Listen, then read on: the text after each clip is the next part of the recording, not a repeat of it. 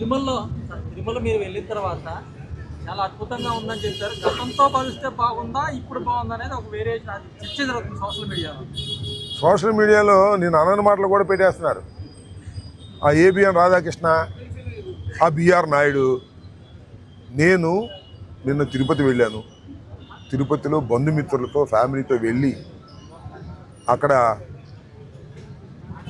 దర్శనం చేసుకున్న తర్వాత వెంగమాంబ ఉచిత భోజనశాలకు వెళ్ళి భోంచేశాను. భోజనం చాలా బాగుంది అని ప్రశంసించాను. నీట్గా జరుగుతుందని నేను చెప్పాను. అది కొత్తగా జరుగుతుంది కాదు, 1985లో ప్రారంభించబడినటువంటి ఉచిత అన్నదాన ప్రసాదం అప్పటి నుంచి ఇప్పటి వరకు సాగుతూ ఉంది. 27,000 కోట్ల రూపాయలు దానికి నీబోటి వాళ్ళు ధర్మాత్ములు ఇచ్చారు. ఆ డబ్బులన్నీ ఉన్నాయి. నీట్గా చేస్తున్నారు. ఎప్పుడు చేస్తున్నారు?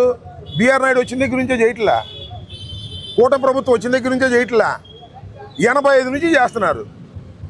ఇవాళ నేను అది ప్రశంసిస్తే ఈ ఎల్లో మీడియా బిఆర్ నాయుడిని మెచ్చుకున్నానంట. బిఆర్ నాయుడు నేను ఎందుకు మెచ్చుకుంటాను? బిఆర్ నాయుడు ఏమన్నా భక్తుడా? బిఆర్ నాయుడు అనే వ్యక్తి ఒక వ్యాపారస్తుడు, ఒక పొలిటికల్ బ్రోకర్.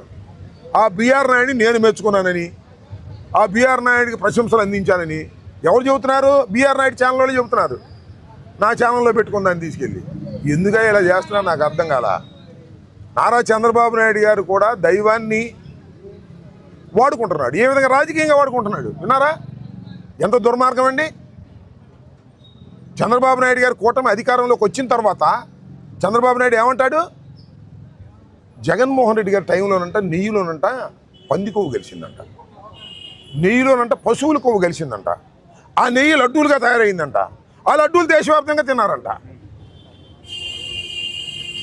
అక్కడక్కడ శ్రీరామ దాన్ని ఓపెన్ చేశారు కదా అయోధ్య, అక్కడ కూడా లడ్డూలు పంపించారంట. ఏంది ఇది? వాళ్ళందరూ వాంతులు చేసుకోవాలా ఏంటి? నాకు అర్థం కాలే. There is a strict steps ఉన్నాయి. కొంత నెయ్యి కల్తీ ఉందని సర్టిఫైడ్ చేస్తే తిప్పి పంపించామని వాళ్ళు ఈవోనే చెప్పాడు. చంద్రబాబు నాయుడు వడ్డేశారు, తినేశారు, కక్కైన అంటున్నాడు. ఎంత దుర్మార్గమయ్యా మీ దుంపదేగా.